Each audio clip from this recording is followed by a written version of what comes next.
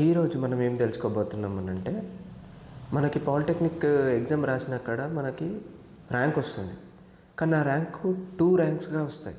మీరు అబ్జర్వ్ చేస్తుంటే 2 ర్యాంక్స్ వస్తాయి మనకి. ఆ 2 ర్యాంక్స్ గురించి ఈరోజు డిస్కస్ చేసుకోబోతున్నాం.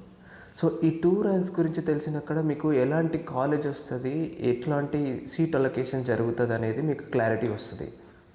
సో వీడియోలోకి వెళ్ళే ముందు చాలామంది ఈ వీడియోని షేర్ చేయట్లేదు. నేను మీకు ఎంతగా ఇన్ఫర్మేషన్ ఇస్తున్నానంటే ఎవరు రాంగ్ పాత్ చూస్ చేసుకోకూడదు, అందరూ కరెక్ట్ వేలో వెళ్ళాలి. ఎక్కడన్నా డ్రాగ్ కానీ ల్యాగ్ అయితే మాత్రం ఇలాంటి ఇన్ఫర్మేషన్ మీకు చాలా హెల్ప్ అవుతుందని నేను షేర్ చేస్తున్నాను. సో అలాగే మీరు కూడా మీ ఫ్రెండ్స్ కానీ మీతో పాటు చదువుకున్న ఫ్రెండ్స్ కానీ కరెక్ట్ వేలో వెళ్తున్నారా, లేదంటే వాళ్ళకి కూడా ఏమైనా హెల్ప్ అవుతుందా, మీ ఫ్యామిలీ మెంబర్స్కి కానీ ఎవరికైనా తెలియని వాళ్ళకి ఇన్ఫర్మేషన్ తెలియపరచండి. సో షేర్ చేయడం వల్ల వాళ్ళకి హెల్ప్ఫుల్ అవుతుంది and at the same time మీకు కూడా హెల్ప్ఫుల్ అవుతుంది. సో లేట్ చేయకుండా వీడియోలోకి వెళ్ళిపోదాం. సో ఆ 2 ర్యాంక్స్ని మనము state rank and category rank అని పిలుస్తాం. ఓకేనా? మీరు చూసుకుంటే స్టేట్ ర్యాంక్ అనేది కొంచెం పెద్దగా వస్తుంది, 1000s వస్తుంది. అండ్ కేటగిరీ ర్యాంక్ అనేది తక్కువలో కనిపిస్తుంది మీకు చూసుకుంటే. సో ఈ స్టేట్ ర్యాంక్ అనేది ఒక పొజిషన్ అన్నమాట. ఓవరాల్ మన స్టేట్ తెలంగాణ అనుకుంటే తెలంగాణలో ఎంతమంది రాస్తే అందులో మీ పొజిషన్ ఏంటి అనేది స్టేట్ ర్యాంక్ డిసైడ్ చేస్తుంది. సో తర్వాత కేటగిరీ ర్యాంక్ ఏంటంటే రిజర్వేషన్.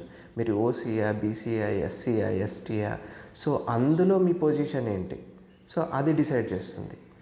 ఈ రెండిటి వల్ల లాభాలు ఏంటి, డిఫరెన్స్ ఏంటి అని అంటే మీకు సీట్ అలొకేషన్స్లో ఇది చాలా హెల్ప్ఫుల్ అవుతుంది. చాలా అంటే మీరు వీటిపై దృష్టి పెట్టే మీరు కాలేజ్ కానీ సీట్ అలొకేషన్స్ కానీ జరుగుతాయి. ఎలా అంటే సపోజ్ ఇఫ్ మీ ర్యాంక్ చాలా హై ఉంది, స్టేట్ ర్యాంక్, సో మీరు టాప్ కాలేజెస్లో తక్కువ ప్రిఫరెన్స్ వస్తుంది. వేరాజ్ మీరు మీకు వచ్చిన ర్యాంక్ ప్రకారం ఏ కాలేజ్ అయితే వస్తుందో, టాప్ 5 కాలేజ్ కాకుండా ఏ కాలేజ్లో అయితే వస్తుందో ఆ కాలేజ్లో మీకు వచ్చే chances depends on category rank పైన ఉంటుంది.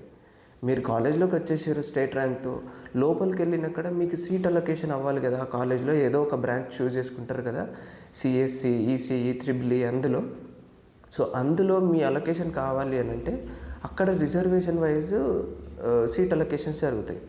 సో ఆ రిజర్వేషన్ టైంలో మీ వాల్యూ అనేది ఆ కేటగిరీ ర్యాంక్ అనేది డిసైడ్ చేస్తుంది. సపోజ్ ఇద్దరు ఉన్నారు, సేమ్ క్యాస్ట్ వాళ్ళు ఉన్నారు. సో అతనికి స్టేట్ ర్యాంక్ పెద్దగా అవ్వచ్చు, ఈక్వల్ ఉండొచ్చు, ఈక్వల్ లేకపోవచ్చు. వాళ్ళిద్దరు ఒకే కాలేజ్కి వచ్చారు, కానీ ఎవరికి ప్రయారిటీ ఇవ్వాలి ముందు అనేది రిజర్వేషన్ ర్యాంక్, అదే కేటగిరీ ర్యాంక్ డిసైడ్ చేస్తుంది.